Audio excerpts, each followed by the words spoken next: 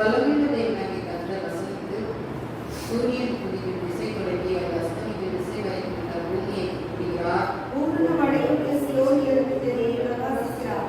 நம்முடைய தேவன் வருவார், மௌனமாகிறார். அவருக்கு முன் அக்கினி பட்சிக்கும், அவரை சுற்றிலும் மகா புருஷன் கொந்தளிப்பாயிருக்கும். அவர் தம்முடைய ஜனத்தை நியாயத்தீர்க்க விழுகைகளுக்கு வானங்களை பூமியில் கூட்டுவார். பலியிலே என்னுடைய உடன்படிக்கை பண்ணின என்னுடைய பரிசுத்தவான்களை உங்களுக்கு கூட்டுங்கள் என்பார். வானங்கள் அவருடைய நீதியை அறிவிக்கும். என் ஜனங்களுக்கு நான் பேசுவேன், இஸ்ரவேலே, உனக்கு விரோதமான சாட்சிகளை நானே தேவன், உன் தேவனாய் இருக்கிறேன். உம் அடிமையின் நிமித்தம் நீ கடிந்து கொள்ளேன். உன் தகனங்களில் எப்போது எனக்கு மகாதேவன். உன் வீட்டிலிருந்து காளைகளையும் உன் துருவத்திலிருந்து ஆட்டுக்கடாக்களையும் நான் வாங்கிக் கொள்ளவில்லை. சகல காட்டு ஜீவன்களும் பர்வதங்களில் அருமையாக உமக்கிருக்கிற மிருகங்களுக்கு பேருடையவை. மலையில் உள்ள பறவைகள் எல்லாம் அறிவேன், வெளியில் நடமாடுகிறது எல்லாம் உன்னுடையவைகள். நான் பசியாய் இருந்தால் உனக்கு சொல்லேன். பூமியை நீ நிலையும் என்று கேட்பேன். நான் எதிர்ப்பின் மாசம் புசித்த ஆட்டுக்கடாக்களை கர்த்தர் குடிப்பேனோ? நீ தேவனுக்கு சோத்திரப்பலியிட்டு உன்னதமானவருக்கு பொருத்தனைகளை செலுத்துகிறேன். ஆபத்து காலத்தில் என்னை நோக்கி கூப்பிடு, நான் என் விடுவிப்பேன், நீ என்னை மகிமைப்படுத்துவாய். தேவன் துன்மார்க்கனை நோக்கி நீரின் பிராமணங்களை எடுத்துரைக்கும். என் உடன்படிக்கை நீ வாரியாக சொல்லவும் உனக்கு என்ன நியாயம் உண்டு? சிற்றியை பகைத்து என் வார்த்தைகளை உனக்கு பின்னாக எடுத்துக் கொள்கிறார். நீ திருவிழனை காணும் போது அவனோடு உதவிட்டு போயினார். விபச்சாரத்தோடு மட்டும் காண்பித்து உன் வாழ்வில் பொல்லாப்புக்கு திறந்தால் என் நாவு சர்ப்பங்கள் பிணைக்கிறது.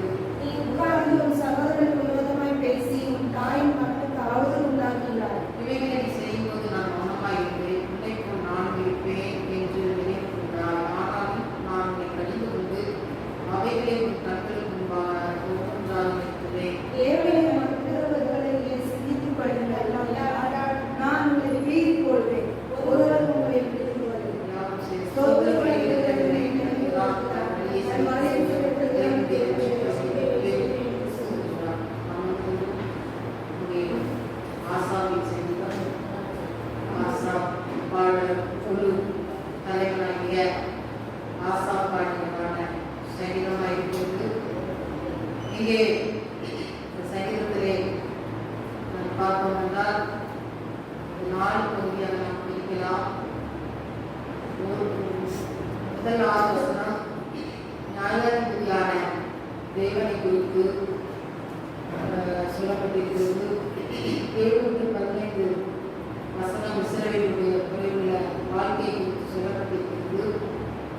16 முதல் 22 வசனங்கள் துன்மார்க்கருக்கு எச்சரிப்பின் சத்தமான செய்தி சொல்லப்பட்டிருக்கிறது. மாத்திரமல்ல, மாதாவாக ஸ்தோத்திர பலிக்கு தேவனை மகிமைப்படுத்துவதை குறித்து இங்கே சொல்லப்பட்டிருக்கிறது. இங்கே 1ஆம் வசனத்திலே வல்லமையுள்ள தேவன் கர்த்தர் வசனித்து சூரியன் திசை தொடங்கி அது அஸ்தமிக்கும் திசை வரைக்கும் உள்ள பூமியை கூப்பிடுகிறார். வல்லமையுள்ள தேவன் அவர் என்ன செய்கிறார்? அவர் பூமியிலே அங்கே சீயோன் பர்வதமாகிய நகரத்திலே அவர் வல்லமையுள்ளவராய் அவர் இருக்கிறார். அது மாத்திரமல்ல, அவர் ராஜாதி ராஜாவாக ஒரு நாளிலே தேவனுடைய பிள்ளைகளை நியாயத்திற்கும்படிக்காக அவர் வர இருக்கிறார். 4ஆம் வசனத்தில் நாம் பார்க்கிற தம்முடைய ஜனத்தை நியாயம் தீர்க்க உயர இருக்கும் வானங்களையும் பூமியையும் கூப்பிடுவார். அவர் நியாயம் தீர்க்க அங்கே சாட்சியாக எதை கூப்பிடுகிறார்? வானங்களையும் பூமியையும் அவர் செய்கிறார், கூப்பிடுகிறார். அப்ப ஆண்டவராய் இயேசு கிறிஸ்து ராஜாதி ராஜாவாய் வல்லமையுள்ளவராய் சிங்காசனத்திலே பரலோக ராஜ்யத்திலே வல்லமையுள்ளவராய் பிரகாசிக்கிறவராய் மாத்திரமல்ல, அவர் வரக்கூடிய நாட்களிலே ஜனங்களை நியாயத்திற்கு அவர் வர ஆயத்தம் உள்ளவராய் இருக்கிறார்.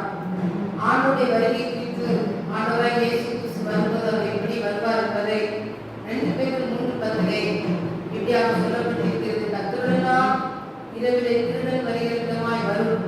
அப்பொழுது வானங்கள் வடவடவில்லை அகன்று போம், பூதங்கள் வெந்து உருகி போம், பூமியும் அதில் கிரியைகளும் எரிந்து போகும். இதன் காரணமாக பாருங்க, அப்போ பூமி ஆண்டவருடைய நாள் ஒளி வரும். இரவிலே திருடன் வருகிற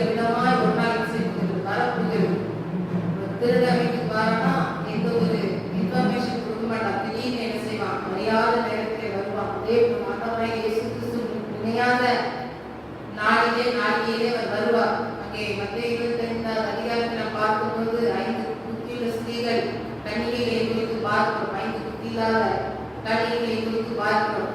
ஆண்டவர் அங்கே திடீரென்று அவர் வந்தபோது 5 புத்தியில்லாத ஸ்திரீகள் கைவிடப்பட்டதை குறித்து நாம் பார்க்கிறோம். பாருங்க, அப்ப எப்பொழுதும் ஆண்டவருடைய வருகையை சந்திப்பதற்கு நாம் என்ன செய்ய வேண்டும்? ஆயத்தம் உள்ளவர்களாய் நாம் இருக்க வேண்டும். அந்த நாள்ல பார்த்துக்கலாம், கடைசி நேரத்துல ஆண்டவர் சொல்றாரு, நான் திருடன் வருகிற விதமாய் வருவேன். அவர் வருது யாருக்குமே தெரியாது. யாருக்காவது தெரிஞ்சிருந்தா அதை கனெக்ட் பண்ணி நம்ம அதுக்கு முன்னுக்கூட்டி ஒரு சிலர் சொல்றது போல ப்ரிப்பரேஷன் ஆயிக்கலாம். ஆனா ஆண்டவர் சொல்லியிருக்கிறார், நான் வருது யாருக்குமே தெரியாது. அப்போ அப்படி இருக்கும்போது நாம் எப்பொழுதும் எப்படி இருக்க வேண்டும்? ஆயத்தம் உள்ளவர்களாக இருக்க வேண்டும். அப்பா எப்பொழுதும் ஆயத்தம் உள்ளவர்களாக இருக்கணும். நான் வருஷம் போகட்டும், கடைசி நேரத்துல, கடைசி என் ஜீவன் போகிற நேரத்துல நான் ரசிக்கப்பட்டு மனம் திரும்பி நான் ஒப்பு கொடுத்து தேவனுடைய பிள்ளைய நான் வாழ்வேன். அப்படி ஒப்பு கொடுக்கிறது இருக்கிற இந்த நாட்களிலே, இந்த காலத்திலே விரோதம் உள்ள வகையிலே, கற்றுக்கு பிரியமான வகையிலே, கீழ்ப்படுத்தியுள்ள வகையிலே தேவ சித்தம் செய்கிற காரியமாக நாம் நடக்கும் போது அவருடைய சத்தத்தை ஒவ்வொரு நாளும் நாம் கேட்கிறவர்களாக இருக்கணும். கர்த்தருடைய சன்னிதானத்திலே நாம் கடந்து ஒவ்வொரு நாளும் தேவனோடு உறவாடுகிறவர்களாக நாம் இருக்க வேண்டும். அவருடைய சத்தத்தை நம்ம கேட்கணும். நம்ம எப்படி நம்மளுடைய பிள்ளைங்க இருக்காங்கன்னா பெற்றோர்களுடைய சத்தத்தை அவங்க கேட்கணும்னு நினைச்சுவாங்க, விரும்புவாங்க. பெற்றோருடைய சத்தம் இல்லைன்னா பிள்ளைங்க தெரிஞ்சு போயிடுவாங்க. அதே போல ஆண்டவருடைய சத்தத்தை ஒவ்வொரு பிள்ளைகளும் என்ன செய்ய வேண்டும்? கேட்கிறவர்களாக இருக்க வேண்டும். மாத்திரமில்லை, எப்பொழுதும் கர்த்தருடைய வருகைக்கு ஆயத்தங்களா இருக்க வேண்டும். ஆகவே இது ஒரு எச்சரிப்பின் போதனையாக இந்த சங்கீதம் என்ன செய்கிறது? இருக்கிறது. அது மாத்திரமில்ல, அங்கே 5ஆம் வசனத்திலிருந்து 15ஆவது வசனம் வரை நம்ம பார்க்கும்போது அங்கே என்ன சொல்லப்பட்டிருக்கிறது என்றால் பலியை குறித்து சொல்லப்பட்டிருக்கிறது. அங்கே வீண் பலிகளை என்ன செய்ய வேண்டாம்? செலுத்த வேண்டாம். வீண் பலிகள் அங்கே ஆதி மனிதனாகிய ஆதாம் ஏவாள் அவருடைய பிள்ளைகளாகிய முதல் மகன் காயின் ஆபேல் அந்த பிள்ளைங்க என்ன செஞ்சாங்க? கற்றுக்கொண்டு பலி செலுத்தினாங்க. அப்போ காயின் செலுத்தின பலியை ஆண்டவர் என்ன செய்யவில்லை? அங்கீகரிக்கவில்லை. அப்போ அவன் காயின் என்ன செஞ்சான்? பலி செலுத்தினான். ஆதியாகமம் 4ஆவது அதிகாரத்திலே 5ஆவது வசனத்திலே நாம் பார்க்கும்போது அதை குறித்து சொல்லப்பட்டிருக்கிறோம். காயினுடைய பலிகளை ஆண்டவரை ஏற்றுக்கொள்ளவில்லை, அவன் பலி செலுத்தினான்.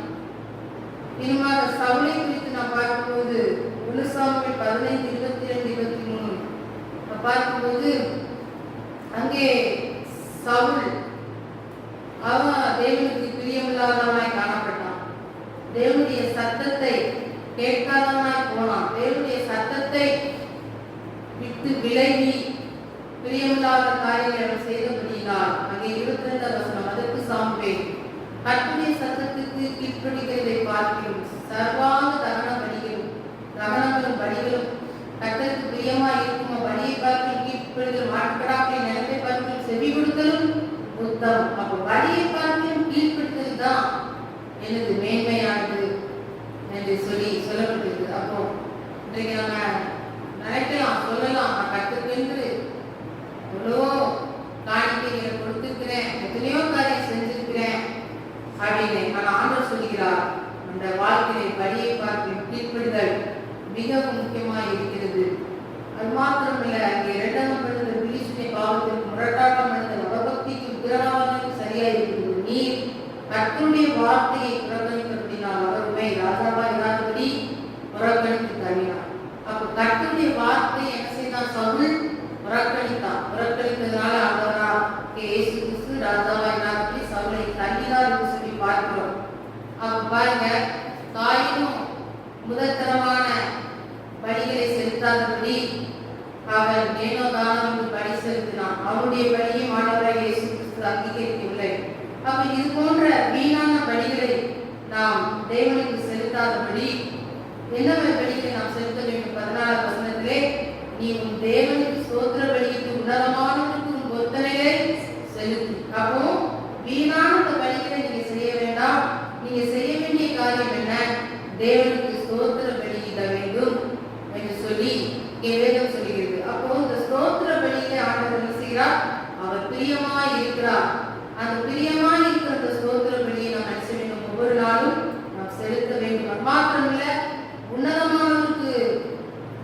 பொருத்தனைகளை செலுத்த வேண்டும். பொருத்தனைகளை செலுத்தி நாம் கர்த்தரை துதிக்க வேண்டும், ஸ்தோத்தரிக்க வேண்டும். ஆகவே ஏதாவது ஒரு பொருத்தனை கர்த்தருக்கு நாம் என்ன செய்யணும்? செலுத்தணும்.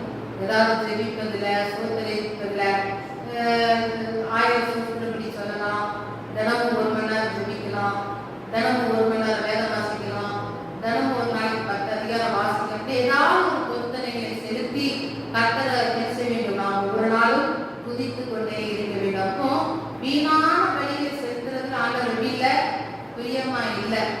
அப்போ கர்த்தருக்கு ஸ்தோத்திர பலி இருக்கிறதுல ஆண்டவர் வீட்டுறார், பிரியமுள்ளவரா இருக்கிறார். அப்ப அந்த ஸ்தோத்திர பலியை நாம் என்ன செய்ய வேண்டும்? கர்த்தருக்கு சென்று நாம் செலுத்த வேண்டும். அது மாத்திரம் இல்ல, தேவனுடைய பிள்ளைகளே, இங்கே சொல்லப்பட்டிருக்கிறது 23வது வசனத்திலே ஸ்தோத்திர பலி இருக்கிற மகிமைப்படுத்துகிறார். மீண்டும் அந்த வசனம் சொல்லப்பட்டிருக்கிறது, தன் வழியை செவைப்படுத்துகிறவருக்கு தேவனுடைய ரட்சிப்பை வெளிப்படுத்துவேன் என்று சொல்கிறார். வழியை என்ன செய்ய வேண்டும்? செவைப்படுத்த வேண்டும். நாம் போகிற வழி செவையான வழியில நாம் என்ன செய்ய வேண்டும்? நாம் நடக்க வேண்டும்.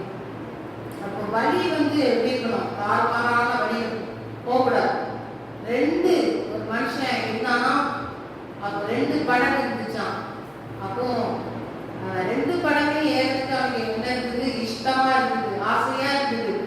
அப்ப அந்த 2 படகுல ஒரு படகுல ஏறி அமர்ந்து கொண்டா, ஒரு படகுல ஒரு காலு, பக்கத்து படகுல ஒரு காலு செஞ்சுட்டான். வச்சுட்டு உட்காந்து டிராவல் பண்ண ஆயத்தமா இருக்கிறான். அப்ப படகு புறப்பட்டு போகும்போது என்ன ஆகும்? 2 படகு 2 திசையில தான் போகும். போகும்போது என்ன ஆகும்? 2 படகும் இல்லாம நடுக்கடையில செஞ்சுருவான், அழிந்து போயிடுவான். அப்போ நம்ம 2 படகுல பிரயாணப்படுகிறவராய் அல்ல, 2 வழிகளிலே நடக்கிறவர்களே அல்ல, ஒரே வழி, ஆண்டவராகிய இயேசு கிறிஸ்து. நான் வாழ்ந்தாலும் அவருக்காக வாழ்வேன், நான் மரிச்சாலும் அப்படிதான்.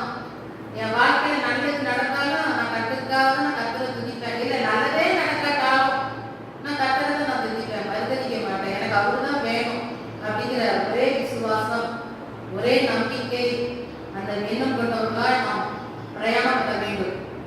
அப்போ ஆசீர்வாதம் கிடைச்சா மாத்திரம்தான் நான் இந்த வழியில் ஆண்டவருடைய பாதையில நான் போவேன். என் வாழ்க்கையில வேதனையும் துக்கமும் வந்தா நான் நினைச்ச மாட்டேன், ஆண்டோட வழிக்கு வர மாட்டேன், நான் உலகத்துல போயிடுவேன் என்று அல்ல. தேவனுடைய பிள்ளைகளே, இன்றைக்கு எத்தனை பாடுகள் வேதனைகள் இருந்தாலும் அதற்காக நாம் சகிச்சு ஓடுகிறவர்களா இருக்க வேண்டும். கடந்த நாளிலும் என்னுடைய மகள் அவர் சில காரியங்களை எங்களிடத்திலே அவர் போன்ல பேசினா, சில பிரச்சனைகளை, போராட்டங்களை. அதுக்குள்ள என் சின்ன மகளும் சொல்லுவா, ஹாஸ்டல்ல இருக்கிற பிரச்சனை. அப்போ அவங்க காரியங்களை சொல்லி வேதனைப்படுவாங்க. அவங்க சொல்லுவாங்க, ஏன் ஆண்டவர் பிள்ளைகளா எங்களுக்கு நாங்க நல்லா துதிக்கிறோம், ஆராதிக்கிறோம், வாழ்க்கையில் ஒரு பிரச்சனை இருக்கு, போராட்டம் இருக்குது அப்படின்னு சொல்லி மிகுந்து சோர்ந்து போய் பேசும்போது நான் அவரிடத்துல சொன்ன காரியம், சோர்ந்து போகாத ஆண்டவர், அதாவது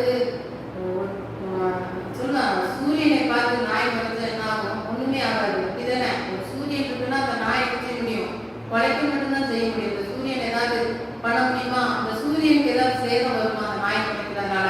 அதே போல ஆண்டவருடைய சூரியனாய் வைத்திருக்கிறார். நீ எதற்கும் அஞ்சாதே என்று சொல்லி அவரை நான் தைரியப்படுத்தி தேவனுடைய பிள்ளைகள் இன்றைக்கு கூட உங்க வாழ்க்கையில அது போன்ற நீங்க கர்த்தரை நீங்க நல்லா துதிக்கிறீங்க, நல்லா ஜெபிக்கிறீங்க, தேவனுடைய ஆலயத்துக்கு வரீங்க. ஆனா வீட்டுல போனா பல வித பிரச்சனை, சில மனிதர்களால துன்பம், போராட்டம் வாழ்க்கையில வரும்போது நீங்க சோர்ந்து போகிறீங்களா? நான் கர்த்தரை தேடுறேன், வாழ்க்கையில இப்படிப்பட்ட நெருக்கம் என்ன துன்பப்படுத்துது, நீங்க சோர்ந்து போகிறீங்களா? தேவனுடைய பிள்ளை ஆண்டவருடைய சூரியனா இருக்கிறவங்க ஒருவனும் வெல்ல முடியாது. வெறும்னா அவன் பொசுங்கி போயிடுவான். தேவனுடைய பிள்ளை வேதம் சொல்கிறது, முன்னை தொழுகிறவன் என் கண்மணியை தொழுகிறான், தூரத்துல நின்று அவன் கத்த முடியும், கொலைக்கு கிட்ட நெருங்கினா அவன் பஸ்பமாயிடுவான். வேத வசனம் அப்படிதான் சொல்லுது. உனக்கு விரோதமாய் 1000 பேர் 10000 பேர் வந்தால் உன்னை அணுகாது. கர்த்தருடைய வார்த்தை. ஆண்டவருடைய பிள்ளையா நம்மளை வச்சிருக்கிறார். மற்ற மக்களுக்கு தெரியும், சாதாரணமா இவங்க நகனத்தை போடல மூலி அப்படி இருக்கிறாங்க, இவங்க யார்கிட்டையும் ஒன்றுக்கு வரமாட்டாங்க, அவங்க பாட்டுக்கு இருக்கிறாங்கன்னா அவங்க அப்படிதான் நினைப்பாங்க. ஆனா நமக்குள்ள இருக்கிற ஆண்டவரை குறித்து அவங்களுக்கு என்ன செய்யாது, தெரியாததுனால அவங்க அப்படி நினைக்கிறாங்க. அப்போ நம்மளை நெருங்கும் போது, நம்மளை அட்டாக் பண்ணும்போது அவங்களுக்கு என்ன அடி கொடுங்கிறது அனுபவித்தவர்களுக்கு மாத்திரம் தான் தெரியும். தேவனுடைய பிள்ளைகளே, ஆகவே நீங்கள் எதற்கும் இந்த வார்த்தையை குறித்தும் நீங்கள் ஒருபோதும் கவலைப்படக்கூடாது. அப்போ நம்ம சொல்லும் போது அவருக்கு நான் கூட சொன்னேன், நீ யாக்கோபு போல போராடி என்ன சொல், என்ன செய், சத்துருவை மேற்கொண்டு நீ போராடு, தேவனுடைய சமூகத்திலே போராடு. போராடி நீ மேற்கொண்டவளாய் வெற்றி பெற்றவளாய் தேவனுடைய சமூகத்தை மகிமைப்படுத்துகிறது. தேவனுடைய பிள்ளைகள் இப்படிதான் நம்முடைய பிள்ளைகளா இருந்தாலும் சரி, யாரா இருந்தாலும் சரி, கர்த்தருடைய வார்த்தையை சொல்லி தேய்ச்ச வேண்டும். அந்த நேரத்திலே நம்ம என்ன செய்யக்கூடாது, முறுமுறுக்க கூடாது. ஏன்னா ஆண்டோட பிள்ளைகள் வேத வசனம் அப்படிதான் சொல்லுது, கர்த்தரை பின்பற்றுகிறவர்களுக்கு என்ன வந்து போராட்டம். அப்ப போராட்டத்தின் வழியாக சிலுவை அடைய முடியும், பரலோகத்தை அடைய முடியும், வெற்றி அடைய முடியும். அப்ப சோர்ந்து போகக்கூடாது. அதாவது யோபுவை ஆண்டவர் என்ன செஞ்சார், பிசாசு சோதிக்கும்படிக்காக ஆண்டவர்கள் உத்தரவு கேட்டு சோதித்தார். அப்போ சரீரத்தில் நம்ம அந்த யோபு சேர்த்து நமக்கு நல்லா தெரியும், சரீரம் ஃபுல்லா என்ன வந்து போராட்டம் வலிமை செஞ்சது இருந்தது.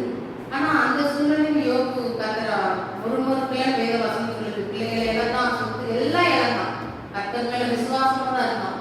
இன்றைக்கு நம்மளோட வாழ்க்கையில் ஏதாவது ஒரு இழப்பு, வேதனை, ஏதாவது தொழில் நஷ்டம், ஏதாவது ஒரு குறை வந்தா நம்ம உடனே கஷ்டம் சொல்லிடுவோம், ஆண்டவர் இருக்காரா இல்லையா அப்படின்னு நம்ம கேட்டுருவோம். நான் கோயிலுக்கு நினைச்ச மாட்டேன், போக மாட்டேன். சில நேரங்களிலே என் மகா கூட சில காரியங்கள் சொல்லுவா, சின்ன மகா சில அவருடைய ஆசைப்பட்ட காரியங்கள், சில காரியங்கள் தடைப்படும் போது, அவருக்கு வேதனையை நடக்கும்போது அவர் சொல்லுவா, அடுத்த நேரம் ரொம்ப வேதனையை என்ன பேசுவான். நான் இப்ப அடுத்த வரைக்கும் நான் ஆண்டவரெல்லாம் நினைச்ச மாட்டேன், கும்பிட மாட்டேன், ஆண்டவரெல்லாம் நான் நினைச்ச மாட்டேன், தேட மாட்டேன் அப்படின்னு சொல்லுவா. காரணம் அவ என்ன ஃபீல் பண்றா, நான் நல்லா தானே நான் ஜெபிக்கிறேன், அடுத்து முடியுமா இருக்கிறேன், ஆனா என் வாழ்க்கையில் இப்படிப்பட்ட கஷ்டம் அந்த பிள்ளைங்க தாங்க முடியாம வார்த்தை என்ன செய்யறாங்க சொல்றாங்க. அப்போ நான் என்ன சொல்றேன், தேவனுடைய வார்த்தையை சொல்லி அந்த பிள்ளைங்கள தேய்ச்சி பாப்பா நம்ம அப்படி சொல்லக்கூடாது, அப்படி இது பண்ணக்கூடாது, நம்ம இன்னும் அதிகமா கத்தரை தேடணும், சோர்ந்து போகாத அப்படின்னு சொல்லி ரெண்டு பிள்ளைங்கள்ட்டையும் அப்படிதான் பிரச்சனைகளை சொல்லும் போது தேவனுடைய வார்த்தைகளை சொல்லி சொல்லி பலப்படுத்துற காரியங்கள் உண்டு, அப்படி சொல்லி ஜெபித்த காரியங்கள் உண்டு. அப்போ உடனே அப்புறம் அவங்க சொல்லி அவங்களை ஆறுதல் படுத்தி தேற்றினாலும் அந்த காரியத்திற்காக சொல்லி நாங்கள் எங்களுடைய ஜபங்களை ஜெபிப்போம். இந்த மகளுக்கு இப்படிப்பட்ட பிரச்சனை இருந்த போராட்டம் மாறுபடிக்காக. அப்போ சில நேரங்களிலே அவங்களை தேய்க்கும்படிக்காக எங்களுடைய எக்ஸ்பீரியன்ஸை கூட சொல்லுவோம். எங்க வாழ்க்கையில் என்ன பிரச்சனை, போராட்டம் இருக்கு, என்ன சத்துரு வெளிமிடிக்கிறான், என்ன எங்களை துன்பப்படுத்துன்னு சொல்லி இப்படிலாம் இருக்குது எங்க வாழ்க்கை. ஆனாலும் நாங்க இந்த வாரி கத்தரை பின்பற்றி போடுறோம் பிள்ளைங்களா, இப்படி இருக்கணும்னு சொல்லும்போது அந்த பிள்ளைங்க என்ன செய்வாங்க, ஆறுதல் அடைவாங்க. தேவனுடைய பிள்ளைகளே, சோர்ந்து போய் வந்திருக்கிறீர்களா, ஆண்டவர்களை தேய்ச்சுக்கிறதுகளா இருக்கிறாரா, மாத்திரம் இது இறுதி காலமா இருக்கிறது, காலம் இப்படியே போயிட்டு சொல்ல முடியாது. ஆண்டவராய் இயேசு கிறிஸ்து ஒரு நாள் ராஜாதி ராஜாவார் வரப்போகிறார், நம்ம நியாயம் தீர்க்க நம்மளை அழைத்து செல்ல. அப்ப நம்ம ஆயத்தம் இருக்கணும், காலம் கூட்டுன்னு தாழ்த்தக்கூடாது, கத்தரை எப்பொழுதும் குதித்து கொண்டே இருக்கணும். நம்ம வாழ்க்கையில அற்புதம் நடக்கும் வரைக்கும் கத்தரை செய்யணும், குதிச்சுக்கிட்டு ஜெபிச்சுட்டாங்க. சில நேரங்களில் காலங்கள் ஆகலாம், டைம் ஆகலாம், நம்ம நினைச்ச நேரத்துல அது நடக்காம இருக்கலாம். ஆனா கூட சோர்ந்து போகாது, இந்த காலத்துக்காக காத்திருக்க செய்யணும், கத்தரை குதித்து கொண்டு சோதரித்துக் கொண்டே நம்ம இருக்கும்போது நம்ம வாழ்க்கையை நிச்சயமாகவே நாம் எதிர்பார்த்த காரியங்களை விட அதிகமான காரியங்களை கத்தர் தருவார். இன்னும் அந்த வசனத்தை அதிகாரத்தை நம்ம பார்த்த பிரகாரமாக ஆண்டவராய் இயேசு கிறிஸ்து வரப்போகிறார். அதுக்கு ஆயத்தங்களாக இருக்க வேண்டும். ஒரு மாற்றுள்ள தேவனை ஸ்தோத்திரப்படி இருக்கிறவர்களா நாம் இருக்க வேண்டும். ஆபத்து காலத்தில் கூப்பிடும்போது ஆண்டவர்களை விடுவிக்கும் போது நம்ம என்ன செய்யணும், கத்தரை மகிமைப்படுத்தணும். ஆபத்து காலத்தில் நம்ம கத்தரை நோக்கி என்ன செய்யணும், கூப்பிடணும். கூப்பிடும்போது ஆண்டவருக்கு உதவி செய்யும்போது நம்ம என்ன செய்யணும், கத்தரை மகிமைப்படுத்தணும். மகிமைப்படுத்துகிற தினமாய் நாம் இருக்கும்போது கத்தர் நிச்சயமாகவே நம்ம மேன்மேலும் ஆசீர்வதித்து நம்மை பெருக கொள்வார். கத்தர் தாமே நல்ல வார்த்தையை ஆசீர்வதிப்பார். வாசிப்பு ஏசாயா 44 அதிகாரம் 3 வசனம், பக்கம் 850 பக்கம் 850 பக்கம் ஏசாயா 44 தாகமுள்ளவன் மேல் தண்ணீரையும் வறண்ட நிலத்தின் மேல் ஆறுகளையும் ஊற்றினேன். உன் சந்ததியின் மேல் என் ஆவியையும் உன் சந்தானத்தின் மேல் என் ஆசீர்வாதத்தையும் ஊற்றினேன். எல்லாம் சேர்ந்து போது வாசிப்போம். தாகமுள்ளவன் மேல் தண்ணீரையும் வறண்ட நிலத்தின் மேல் ஆறுகளையும் ஊற்றினேன். உன் சந்ததியின் மேல் என் ஆவியையும் உன் சந்தானத்தின் மேல் என் ஆசீர்வாதத்தையும் ஊற்றினேன். தாகமுள்ளவன் மேல் தண்ணீரையும் வறண்ட நிலத்தின் மேல் ஆறுகளையும் ஊற்றினேன். உன் சந்ததியின் மேல் என் ஆவியையும் உன் சந்தானத்தின் மேல் தாகமுள்ளவனுக்கு தண்ணீரையும் வறண்ட நிலத்தின் மேல் ஆறுகளையும் ஊற்றுவேன். உன் சந்ததியின் மேல் ஆவியையும் சந்தானத்தின் மேல் அல்லேலூயா ஆண்டவர் சொல்கிறார், தாகமாக இருக்கிறவன் என்னிடத்தில் மறக்கிறார். அல்லேலூயா தாகம் உள்ளவன் மேல் நான் என்ன செய்வேன்? தண்ணீரை ஊற்றுவேன். மத்தேயு சுவிசேஷம் 5ஆம் அதிகாரம் 6ஆம் வசனத்தை நாம் வாசிக்கலாம். மத்தேயு சுவிசேஷம் 5ஆம் அதிகாரம் 6ஆம் வசனத்தை நீங்கள் வாசிங்கள். பிரேரிதம் சொல்கிறார், நீதியின் மேல் பசிதாக உள்ளவர்கள் பாக்கியவான்கள், அவர்கள் திருப்தி அடைவார்கள். தேவர்களே, இன்னைக்கு ஆண்டவர் நம்மிடத்திலே விரும்புவது என்ன? நீதியின் மேல் பசிதாக உள்ளவர்கள் பாக்கியவான்கள்.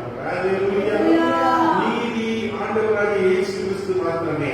வேதம் சொல்கிறது, ஆபிரகாம் கர்த்தரை விசுவாசித்தான், அதை அவனுக்கு நீதியாக எண்ணினார். அல்லேலூயா.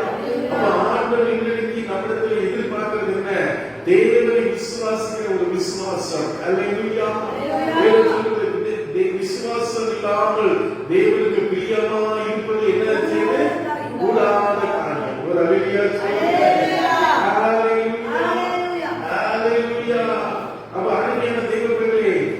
நமக்கு விசுவாசம் தேவையாயிருக்கிறது. ஆண்டவர் மேலே ஒரு நம்பிக்கை தேவையாயிருக்கிறது. நாட்களே நான் ஒரு ஆண்டுடைய வார்த்தையை தேவ பிள்ளை நைஜீரியாவில் இருக்கிற சகோதரர்கள் ஆண்டுடைய வார்த்தையை கொண்டு நான் கேட்டுக்கொண்டிருந்தேன். அப்போ அவர்களுக்கு ஒரு ஆலயம் கட்ட வேண்டும். ஆலயம் கட்டுவதற்கு அவர்கள் பெர்மிஷன் வாங்குவதற்காக சென்றிருக்கார்கள். அப்போ அவர்களிடத்தில் ஒரு குறிப்பிட்ட தொகை இருந்தது. அப்போ அவர்கள் போன போது ஆண்டவர் சொன்னார், ஒரு கூட்டம் நடந்த போது, நீ இந்த பணத்தை உங்களிடத்தில் இருக்கிற ஆலய கட்டுமான பணிக்கான பணத்தை நீ என்ன செய்ய ஆண்டவருக்கு கொடுக்க வேண்டும். ஒரு அல்லேலூயா சொல்லுங்க. அவர் சொன்னாங்க, எனக்கு நிறைய பணம் தேவை இருக்கு, இதுல நீங்க இதை கொடுக்கணும்னு சொல்லிக்கல. ஆமா கொடு அப்படின்னா ஒரு அல்லேலூயா சொல்லுங்க. பாருங்க, கர்த்தர் என்ன செய்தார்? அற்புதமான இந்த சகோதரிக்கு அருமையான ஒரு ஆலயத்தை கட்டி கொடுத்தார். ஒரு அல்லேலூயா சொல்லுங்க. இன்னைக்கு நம்மை விசுவாசத்திலே நடத்துகிறவராக, விசுவாசத்திலே வாழ்கிறவராக விரும்புகிறார். விசுவாசத்தின் ஆழத்திலே நாம் கடந்து செல்கிறவர்களாக காணப்பட வேண்டும். தேவர்களே, அநேக வேலைகளிலே நாம் நினைத்தோம், நம்மிடத்தில் இந்த பணம் இருக்கிறது, இந்த காசு இருக்கிறது வைத்து நாம் சமாளித்துக் கொள்ளலாம், இதை வைத்து நாம் சில காரியங்களை செய்து விடலாம் என்று சொல்லி என்ன பாருங்க, ஆண்டவர் என்ன செய்வார்? சில நேரங்களிலே சில செலவுகள் நமக்கு வந்துடும், சில வியாதிகள் நமக்கு வந்துடும். அப்ப பாத்தீங்கன்னா இந்த எல்லாம் செலவழிந்து போயிடும். அப்பதான் ஆண்டவர் நம்முடைய விசுவாசத்தை தட்டி எழுப்புகிறவராயிருக்கிறார்.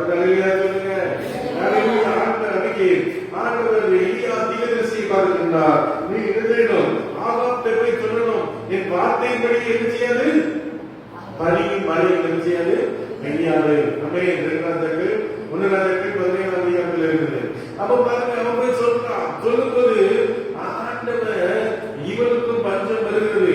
கர்த்தர் இரவிலே சொல்லுகிற வசனம் அழகா சொல்லி வாசிக்கலாம். அந்த 1 நாளைக்கு புஸ்தகம் 17ஆம் அதிகாரத்திலே இந்த காகங்கள் அவனுக்கு ஆகாரத்தை கொண்டு வந்த வசனத்தை வாசிங்க. எத்தனாம் வசனம்? வாசிங்க. எத்தனாம் வசனம்? அவர்களுடைய காகங்கள் அவனுக்கு வாசிங்க. விடியற் காலத்தில் அப்பமும் இறைச்சியும் ஒரு அல்லேலூயா சொல்லுங்க. அல்லேலூயா, அல்லேலூயா. எலியா அவன் ஒட்டக மயிலுடையை தரித்திருந்தானா? வேதத்தில் ஒரு எலியாவை குறித்து சொல்லும்போது அவன் ஒட்டகத்தினுடைய சிரத்தில் உள்ள தோலை அவன் நினைச்சுதான் தரித்திருந்தான். வெட்டி கிளியும் காட்டுத்தேனும் அவனுடைய உணவாய் காணப்பட்டது. ஒரு அல்லேலூயா சொல்லுங்க. அவன் ஒரு நல்ல மாம்சம் சாப்பிடுகிற ஒரு மனுஷன். அவன் ஒரு சன்னியாசியாய் காணப்பட்டாலும் கூட அவன் ஒரு திருமணம் ஆகாமல் கத்தற்கின்ற ஊழியை செய்தவனாய் இருந்தாலும் நல்ல சங்கத்தை பாதுகாக்கிறவனாய், சங்கத்தின் மேலே அவன் அக்கறை உள்ளவனாய் காணப்பட்டான். வெட்டு கிளியும் சொல்வது காட்டு தேனும் அவன் சாப்பிட்டுக் கொண்டிருந்தான். நீங்க பஞ்சம் வந்தபோது கர்த்தர் அவனை காலையிலே அப்பமும் இறைச்சியும், இரவிலே அப்பமும் இறைச்சியும் கர்த்தர் அவனுக்கு கொண்டு வர செய்தார். ஒரு அல்லேலூயா சொல்லுங்க. ஆண்டவருடைய தேவையை அறிந்தவராய் இருக்கிறார். நீ என்ன சாப்பிடுற, உனக்கு என்ன கொடுக்கணும் என்பதை கர்த்தர் அறிந்தவராய் இருக்கிறார். ஒரு அல்லேலூயா சொல்லுங்க. அப்புறம் ஆண்டவர் பிறகு அந்த தண்ணி வச்சி போன போது சொல்கிறார், நீ சாரி பார்த்து இருக்கிற அந்த விதவை வீட்டுக்கு போ. ஒரு அல்லேலூயா சொல்லுங்க. விதவை வீட்டுக்கு போன போது நீ கொஞ்சம் தண்ணி கொண்டு வான்னு சொல்றான். முதல்ல எழுதுறான், தண்ணி கொண்டு வான்னு சொல்றான். பின்பு அவன் சொல்கிறான், நீ எனக்கு ஒரு அப்பம் சொல்லி கொண்டு வா. அல்லேலூயா. அவன் சொல்கிறான், எஜமானே, நான் ஒரே ஒரு அப்பம் எனக்கு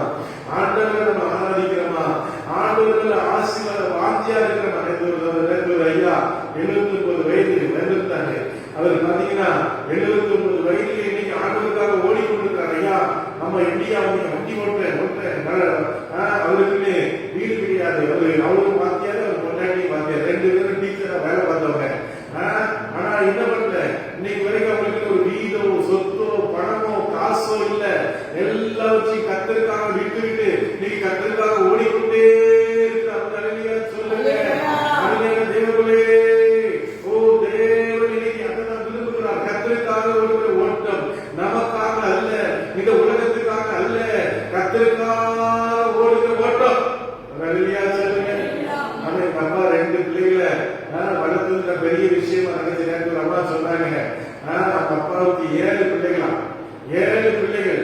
அப்பா பயங்கரமான குடிக்காரர், பயங்கரமான பொம்பளை பொறுக்கி, அப்படிப்பட்டவர். அவருக்கு 5 பொம்பளை பிள்ளைங்க, 2 பையன். எல்லாம் குடிக்கார பிள்ளைகள், எல்லாம் குடிக்காரங்க. இந்த அம்மா 10 வயசுல தான் குடியை குடிச்சான். அப்ப எத்தனை வயசுல குடிக்க ஆரம்பிச்சதுன்னு பாருங்க. அப்போ சின்ன வயசுல இருந்தே குடிதான் வீட்டுல சாப்பாடு. அப்ப இந்த அம்மா ஆண்டோடைய பிள்ளைய மாறிட்டாங்க. வீட்டுல இந்த அம்மாவும் இந்த கடைசி தம்பி தவிர எல்லாரும் மறித்து போயிட்டாங்க. குடி, போதைப் பொருள் எல்லாத்துக்கும் அடிமையாச்சு எல்லாரும் மறித்து போயிட்டாங்க. 14 பிள்ளைங்க. அந்த அந்த அக்கா தங்கச்சி பெற்ற 14 பிள்ளைங்க. இந்த அம்மாவுக்கு ஒரு 5 பிள்ளைங்க. 14 5 எத்தனைன்னு பார்த்துப்பாங்க. அத்தனை பிள்ளைங்க அம்மா தான் வளர்த்தாங்க. ஒரு அழிலியான்னு சொல்லுங்க, ஒரு அழிலியான்னு சொல்லுங்க. 14 அக்கா தங்கச்சி அண்ணன் தம்பி எல்லாம் செஞ்சுக்கிட்டாங்க. அவங்க பிள்ளைகளை கூட அந்த அம்மா தான் வளர்ந்துருக்காங்க. ரொம்ப ஆச்சரியமா இருந்தாங்க. அப்ப அவங்களுக்கு பிள்ளைங்க அவங்களுக்கே ஒரு 5 பிள்ளைகள் 7 பிள்ளைகளை தெரியல. அவங்களுக்கு எத்தனை பிள்ளைங்க? அந்த பிள்ளைகளையும் சேர்த்து வளர்த்து இன்னைக்கு ஆண்டுகளுக்காக வல்லமையான ஊழியத்தை அவங்க செய்து கொண்டிருக்கிறார். ஒரு அழிலியா சொல்லுங்க. பிள்ளைகளே, இன்னைக்கு கர்த்தர் உன்னிடத்துல எதையாவது எதிர்பார்க்கிறார். நீ தேவனுக்காக தாகமாய் இருக்க வேண்டும், தேவனுக்காக தீவிரமாய் ஓட வேண்டும், தேவனுக்காக நீ எதையாவது செய்ய வேண்டும் என்கிறதை ஆண்டவர் எதிர்பார்க்கிறார். ஒரு அழிலியா சொல்லுங்க. யோவான் 7ஆம் அதிகாரம் 37 39 வாசிக்கிறோம். யோவான் 7ஆம் அதிகாரம், யோவான் எழுதின சுவிசேஷம் 7ஆம் அதிகாரம் 37 39 வசனத்தை வாசிங்க. 30 வாசிங்க. பண்டிகை கடைசி நாளிலே, பிரதான நாளிலே இயேசுவுக்கு சத்தமிட்டு, ஒரு தாகமாயிருந்தால் ஒரு அழிலியா சொல்லுங்க. சங்கீதம் 42 1-2 வசனங்களை வாசிக்க பார்க்கலாம். சங்கீதத்தின் புஸ்தகம் 42ஆம் அதிகாரம் 1-2 வசனங்களை வாசிக்க பார்க்கலாம். Price the Lord. சோதரன் சோதரன் சங்கீதம் 42 சொல்லுங்க. மானானது நீரோடை பாதித்து கடந்து போல, ஒரு அழிலியா சொல்லுங்க. ஏனப்பா கர்த்தர் இந்த தாவீது 7வது பிறந்த பையன், எல்லா நாளும் தள்ளிவிடப்பட்ட பையன், யாருக்கும் விருப்பமில்லாத மகன், அவனை ராஜாவாக்குவதற்கு காரணம் என்ன? மான்கள் எப்படி ஒரு நீருக்காக அது வாஞ்சையும் தாகமாய் இருக்குமோ, அதை போல மகனுடைய இருதயம் வாஞ்சையும் தாகமாய் இருந்தது. ஒரு அழிலியா சொல்லுங்க. ஏசப்பாவில வாஞ்சை இருக்கீங்களா? இன்னைக்கு விசுவாச பிள்ளைங்களா மாதா கோயில் திருவிழா வந்துட்டு ஓடி போய் நிற்கிறோம். அழிலியா திருவிழாவை சுத்தி பார்க்கறது பிரச்சனை இல்லை, சும்மா போய் பார்க்கறது ஒரு தவறு இல்லை. அதே நேரத்துல அன்னைக்கு அநேக மக்கள் என்ன பண்றாங்க? எப்படா திருவிழா வரும், எப்படா காரியங்கள் வருதுன்னு சொல்லி இருக்கிறாங்க, வாஞ்சியோடு இருக்கிறாங்க. பாத்தீங்கன்னா பல ஆயிரத்துக்கு கடந்த நாட்கள் தீபாவளி வந்துச்சு. மக்கள் என்ன பண்ணாங்க? வெடி நிறைய வாங்கி வச்சுருந்தாங்க. வெடிக்க முடியாம போயிடுச்சு. மழை வந்தனால என்னாச்சு? வெடிக்க முடியல. நிறைய பேர் என்ன பண்ணாங்க? வாங்கி பல ஆயிரங்களுக்கு பல லட்சங்களுக்கு வாங்கி ஒரு நிமிஷத்துல என்ன பண்ணாங்க? கரியாக்கி விட்டாங்க. அல்லேலூயா. அதனால என்னாச்சு? டெல்லியில எல்லாம் ஒரே காற்று மாசுபட்டதுதான் மிச்சம். அல்லேலூயா, அல்லேலூயா, அல்லேலூயா. அப்ப இயேசு அதை சொன்னார். எவன் தாகமாக இருக்கிறானோ அவன் என்னிடத்திலே வந்து என்ன செய்கிறவன்? தானம் பண்ணுகிறவன். அல்லேலூயா. இயேசு போன வீட்டுல என்னாச்சு? கல்யாண வீட்டுல என்னாச்சு? திராட்சரசம் என்னாச்சு? குறைபட்டு அவ்வளவு வேணும். திராட்சரசம் குடிக்கணும். நமக்கு கல்யாண வீட்டுல என்ன குடிக்கணும்? பாயாசம் குடிக்கணும். பாயாசம் என்ன? இது இல்லையா கல்யாணம்? எதுக்கு என்னை கூப்பிட்ட அப்படின்னு 4 திட்டு வந்துடும். அல்லேலூயா. பாயாசம் நமக்கு நல்லா வச்சு இப்ப ஐஸ்கிரீம்லாம் வைக்கிறாங்க. அல்லேலூயா. இப்ப கல்யாண வீட்டுல என்ன வைக்கிறாங்க? ஐஸ்கிரீம் வைக்கிறாங்க. அல்லேலூயா. சின்ன பிள்ளைகளை ஒரே சந்தோஷம். ஐஸ்கிரீம் வாங்கி அதை சாப்பிட்டு வீட்டுல வந்து சடியில லப்புன்னு இருந்துட்டு இருக்கிறதா வேலையா? அல்லேலூயா. அப்ப பாருங்க, இயேசு சொன்னார், எவன் தாகமா இருக்கிறான் அவன் வந்து என்ன செய்கிறவன்? யோவான் 4ஆம் அதிகாரத்துல இயேசு கிறிஸ்து அவர் என்ன செய்கிறார்? அங்கே சமாரியா நாட்டுல வந்து சீக்கிரம் இடப்பட்ட இடத்துல உட்கார்ந்து இருக்கிறார்.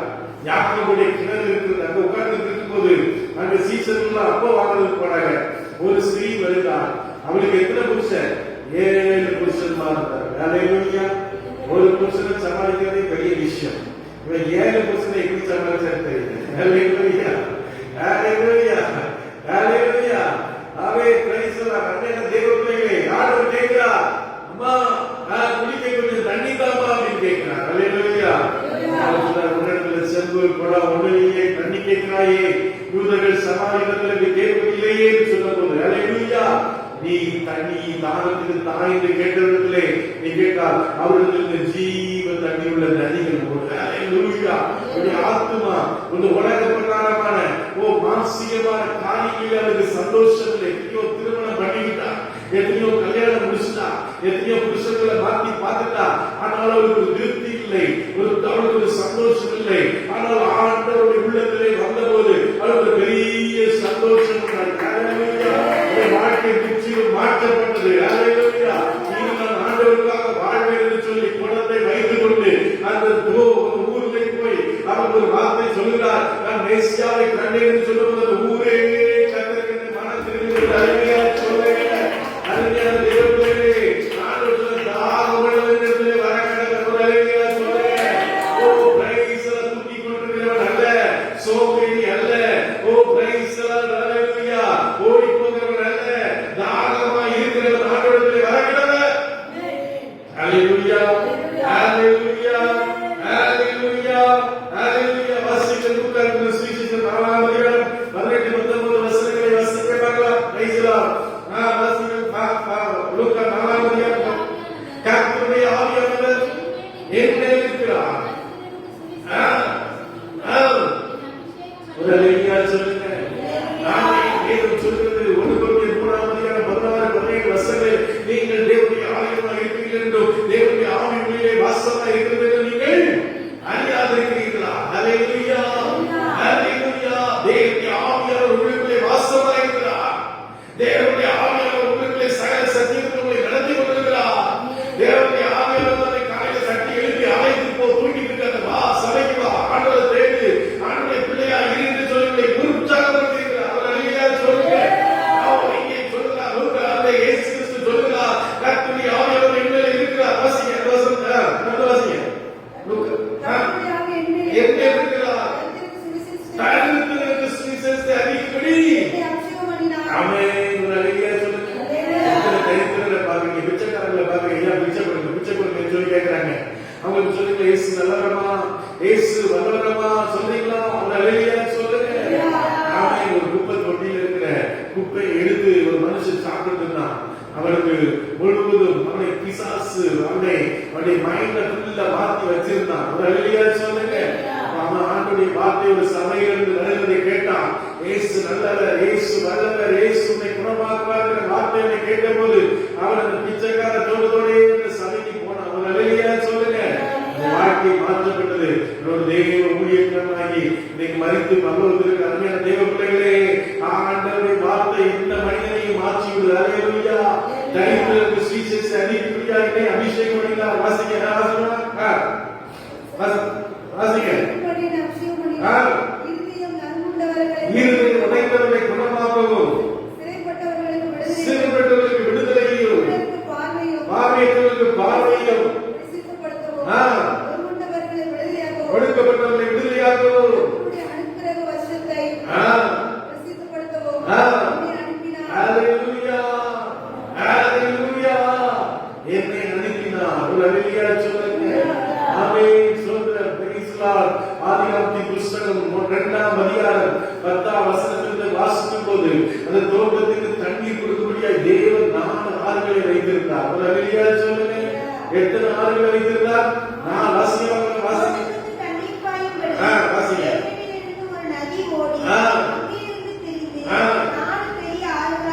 நாலு பெரிய ஆறுகளாயிற்று. பைசோன் என்று பெயர்.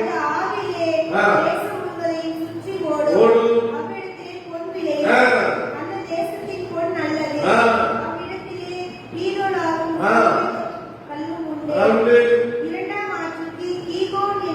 ஈகோன் என்று பெயர். அது எத்தியோப்பியா தேசம் முழுவதையும் சுற்றி ஓடும்.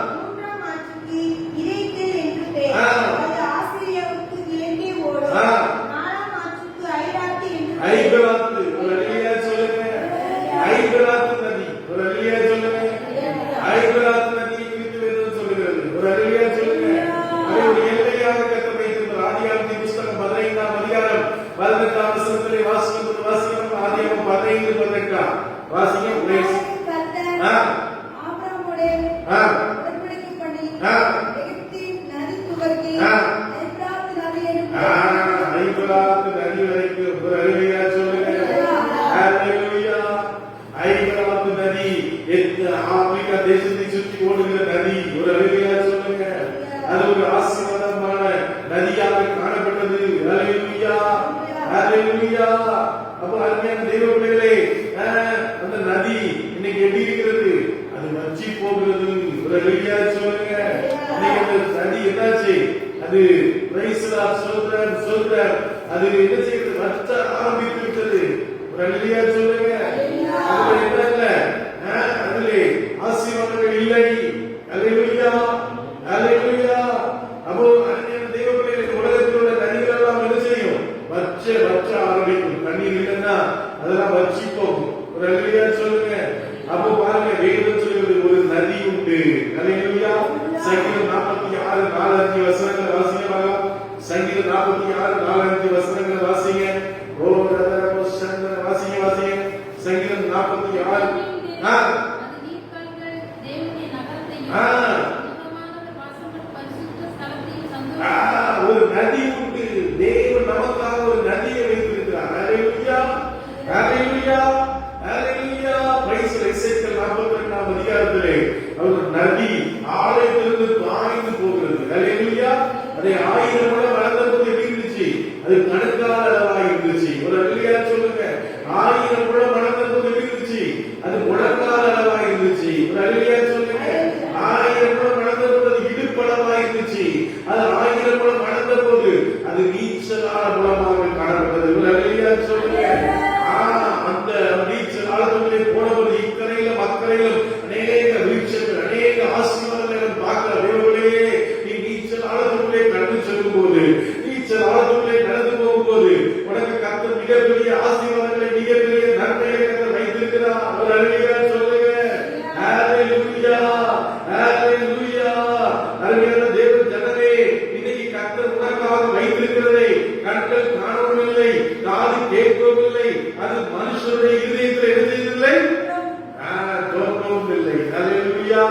அல்லேலூயா. வாசிங்க எசாயா 12ஆம் அதிகாரம் 3ஆம் வசனத்தை வாசிங்க. எசாயா 12:3 வாசிங்க பார்க்கலாம். Price the Lord. சோதரன் நீங்கள் ரட்சிப்பின் ஊற்றுகளிலிருந்து மகிழ்ச்சியோடு தண்ணீர் கொண்டு கொள்கிறீர்கள். ரட்சிப்பின் ஊற்றுகளிலிருந்து என்ன செய்வீர்கள்? ஆண்டவருக்கு ரட்சிப்பின் ஊற்றுகளிலிருந்து. அல்லேலூயா. சங்கீதக்காரன் கர்த்தர் செய்த நன்மைகளுக்காக என்னத்தை ரட்சிப்பின் பாத்திரத்தை எடுத்துக்கொண்டு அவர் என்ன செய்தார்? இது ரட்சிப்பின் பாத்திரம். இது குடிக்கிற பாத்திரம் அல்ல, இது தண்ணி அடிக்கிற பாத்திரம், சீரட் அடிக்கிற பாத்திரம் அல்ல, இது விபச்சாரம் செய்கிற பாத்திரம் அல்ல, இது ரட்சிப்பின் பாத்திரம். ஒரு அல்லேலூயா. அல்லேலூயா. அல்லேலூயா. எசாயா 58ஆம் அதிகாரம் 11ஆம் வசனத்தை வாசிங்க பார்க்கலாம்.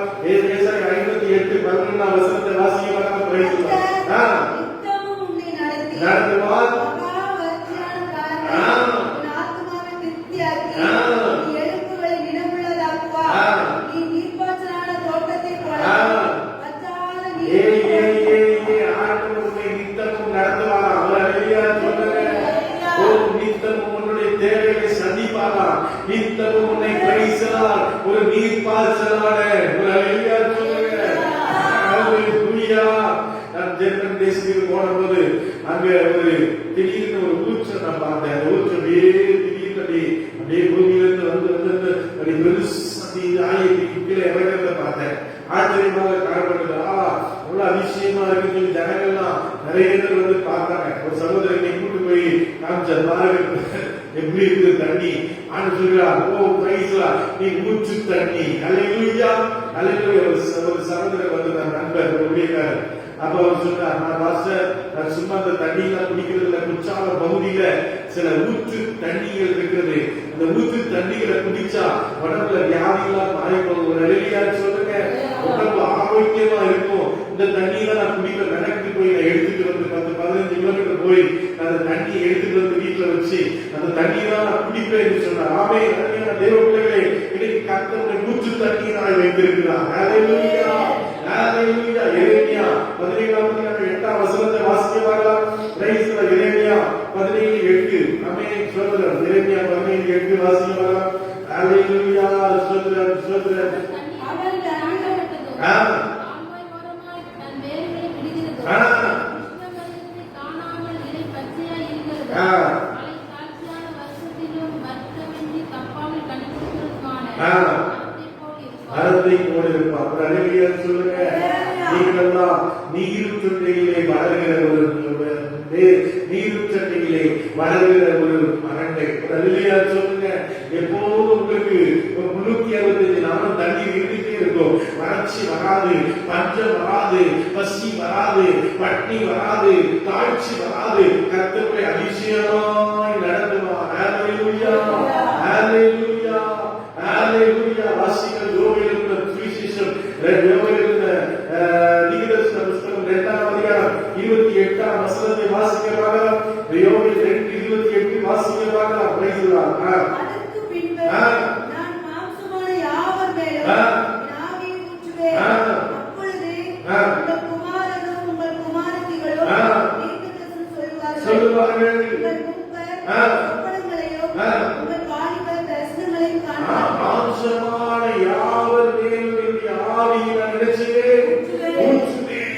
ஆண்டவர் சொல்லுகிறார், உன் மேல என் ஆவியை ஊற்றுவேன், உன் மேல அபிஷேகத்தை வைப்பேன், உன் மேல தீர்க்கதரிசன வரத்தை வைப்பேன், உன் மேல வெளிப்பாடு வரங்களை நான் வைப்பேன். ஒரு அழகியா சொல்லுவேன். நீங்கள் தீர்க்கதரிசனம் சொல்வீர்கள். நீங்கள் வெளிப்பாடுகளை பார்த்தீர்கள். நீங்கள் சோப்பனங்களை காணுவீர்கள். ஒரு அழகியா சொல்லுங்க. ஹalleluya ஹalleluya. அருமையான தேவனுடைய வெளிப்படுத்தின விசேஷம் 21ஆம் அதிகாரம் 6ஆம் வசனத்தை வாசிக்கும்போது வாசிங்கள். வெளிப்படுத்தின விசேஷம் 21ஆம் அதிகாரம் 6ஆம் வசனத்தை வாசிக்கிறோம். என்னை நோக்கி ஆ. அல்பாவும் ஒமேகாவும் ஆ. அல்பாவும் ஒமேகாவும் ஆதியும் அந்தமுமாய் இருக்கிறேன். ஆ. தாகமாய் இருக்கிறவனுக்கு ஆ. நான் ஜீவத்தண்ணீரின்றி ஆ. இலவசமாய் கொடுப்பேன். இலவசமாய் கொடுக்கிறேன். ஹalleluya சொல்லுங்க. நான் இன்னைக்கு பாருங்க நிறைய பேரு என்ன செய்றாங்க, காசுலாம் எனக்கு எவ்வளவு ரூபாய் தருவீங்க, உங்களுக்கு வந்து ஊழியத்துக்கு எவ்வளவு ரூபாய் தருவீங்க, எவ்வளவு பணம் தருவீங்கன்னு சொல்லி நீங்க எதிர்பார்த்துட்டு இருக்காங்க. ஆனா கர்த்தர் சொல்றாங்க இலவசமா கொடுப்பேன். ஹalleluya சொல்லுங்க. ஹalleluya.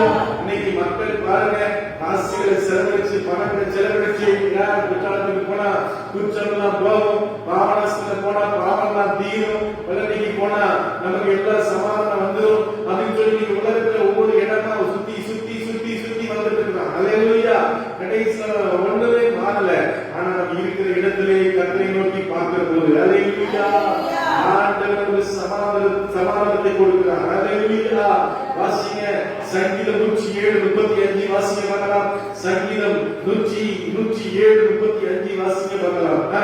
அவர் ஆ. அவர்களை தண்ணீர் தடாகமாகவும் ஆ. வறண்ட நிலத்தை நீரூற்றுள்ளாகவும் மாற்றி ஆமென். ஒரு ஹalleluya சொல்லுங்க. ஆண்டவர வெளியே இன்னைக்கு இருக்கிற வனாந்தரத்தை ஆண்டவருக்கு தண்ணீர் தடாகமாய் மாற்றுகிறார். ஹalleluya. வறண்ட நிலத்தை கர்த்தர் நீரூற்றாய் மாற்றுகிறார். ஹalleluya. வறண்டு போயிருக்கிறவருடைய வாழ்க்கை, பின்மாற்றத்தில் இருக்கிறவருடைய வாழ்க்கை, தோற்று போயிருக்கிறவருடைய வாழ்க்கையை தேவன் நீரூற்றுகளாக மாற்றுகிறார். ஹalleluya ஹalleluya ஹalleluya. வாசிங்க ஏசாயா 41:17 வாசிங்க வரலாம். ஏசாயா 41:17 இன்னொரு ஏசாயா 43:19. சிறுமையை விழுங்கிய மரத்தை தண்ணீரை தேடி தாகத்தால் வருடும் போது செவி கொடுத்து